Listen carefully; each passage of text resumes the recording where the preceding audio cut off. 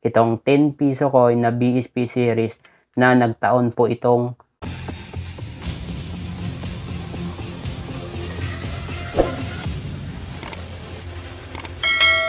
at ayun na nga mga kabarya. So for today's video mga kabarya, excited po akong i-share sa inyo itong isa sa pinaka-favorite kong napi ko kanina. Actually, 6 tong nabili ko kanina mga kabarya.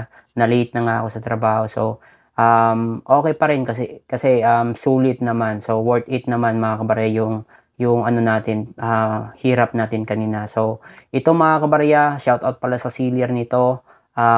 From Quezon City po, isa pong magtataho, si Kuya Edmond.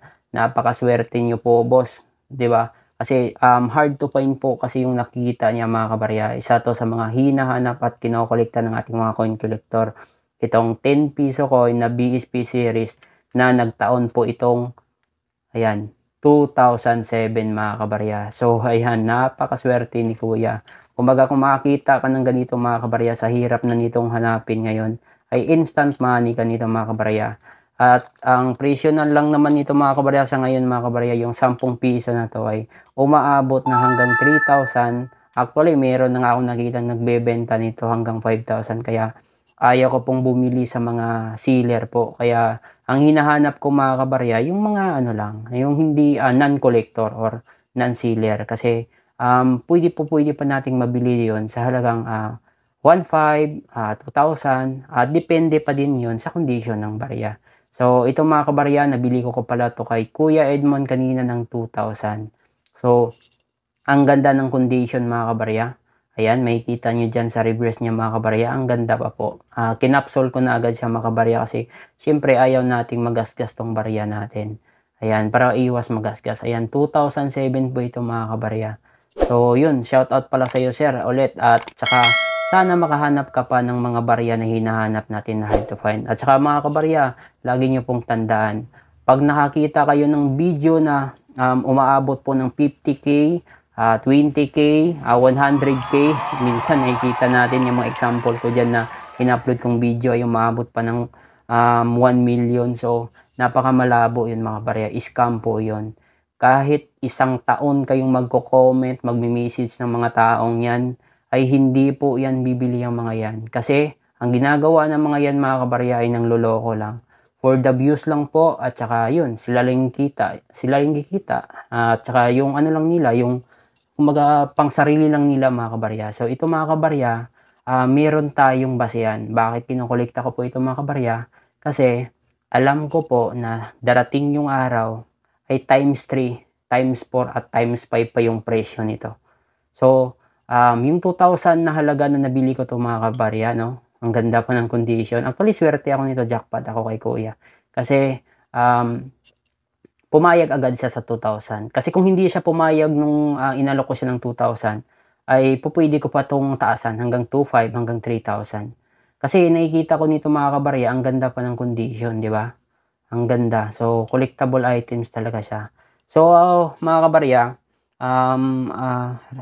remind ko lang sa inyong lahat, hindi po lahat ng barya ay binibili natin. Meron tayong followers kasi dito mga kabarya na nagagalit sa atin. Bakit? Sinabihan ko ng common coin yung barya niya. So, pwede kung ano mga kabarya, kung tugma naman yung barya na ino-offer nyo sa akin, no, ay bibilhin po natin yan. Meron kasi tayong specific na date na hinahanap. Okay? Para po maintindihan nyo yan mga kabarya. So, ako, flexible naman ako pagdating sa ganyan mga kabarya. Nagagalit, minumura tayo. Kasi nga, meron dang video. Meron kasi akong nakapost dyan na video na sinare ko yung galing kay Tokmol TV at saka kay Coins Vlog. So, ang purpose ko ng video na yun, para aware po kayo mga kabarya na yung mga taong yun, yung mga vlogger na yun ay scam po yun. Hindi po talaga yun bumibili. So as you can see mga kabarya, yung mga barya na pinapakita nila ay mga common lamang. Mga common lamang mga kabarya kasi alam nila mga kabarya na tataas yung view nila, tataas yung comment nila at kikita sila. Lalo na ito mga kabarya, ito. Example na to. Ito, isang common coin. So, Kung i-vlog ko 'to mga kabarya at lalagyan ko diyan, bibilhin ko 'to sa halagang 100,000, 200,000. So, ang daming magko-comment niyan. Ang daming views niyan kasi nga yung mga especially sa mga matatandang hindi nila alam, ay meron ako niyan. Siyempre common 'to, eh. Halos taon nito yung matatanda lalo na yung mga 70s, 60s merong ganitong barya kasi nga common po. So, yun magko-comment yun, hindi binabasa yung caption. Ayan, basta nakikita lang na mataas na halaga, ayan, comment na agad yung mga yan. Magpa-follow agad yung mga yan. So, umaabot na lang ng isang taon kaka-comment nila, kaka-misis nila, ay wala silang napapala. Bakit? Kasi hindi yan papansinin, hindi yan bibilihin yung bariyang ino-offer nila. So, dito tayo mga kabarya, legit buyer tayo mga kabarya. So, yun. Alam ko kasi mga kabarya, although sasabihin ko sa inyo mga kabarya, mabigat kung ano natin, kung magko-collect ka, mabigat sa bulsa mga kabarya. Ang laki na nang nawala sa savings ko at saka yung misis ko, to be honest, nagrereklamo na din kasi siyempre, ang dami ng kung ano-ano na lang daw yung binibili kong barya tapos minsan na-scam pa nga ako. Kaya dito mga kabarya, ito, especially sa itong nabili ko, ang dami kasing gumagawa ng fake nito. Altered coin or mga, ayun, fake coin. So, ang basehan ko naman dito mga kabarya, kasi ano na tayo eh, nadala na tayo eh. Dati kasi nakakabili ako ng mga altered coin, mga fake. Ayun, so ito mga kabarya, bumili talaga ako ng timbangan. Mura lang naman to sa Lazada, Shopee. At least pagka tugma yung timbang mga kabarya is, ano ba siya, authentic siya. So dito, ito yung basehan mga kabarya. So ito naman, ang timbang naman nito, alam ko ay 8.7 grams. So, pasok na pasok, authentic. So, ayun, isa na yun sa factor na talagang authentic siya. Din dito naman yung naka-engrave mga kabarya sa pinaka-reverse niya. Makikita mo dyan. Ang ganda pa ng ano niya, ng pagkasulat. So, authentic talaga. The same dito sa pinaka-obverse. Ayan, si Apolinario at saka si Andres Bonifacio. Ayan, 2007.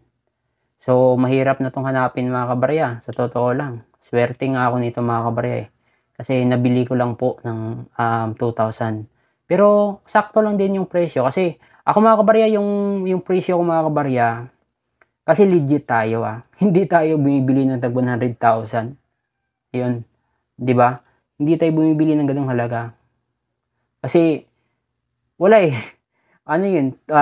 Too good to be true tayo mga kabarya. Yung sa totoo tayo mga kabarya. So kung gusto nyo dun mag-follow sa mga taong yun, it's your choice. Doon kayo mag-follow at doon kayo magsisend ng mga barya nyo. Kasi ako mga barya, legit collector ako na bumibili talaga.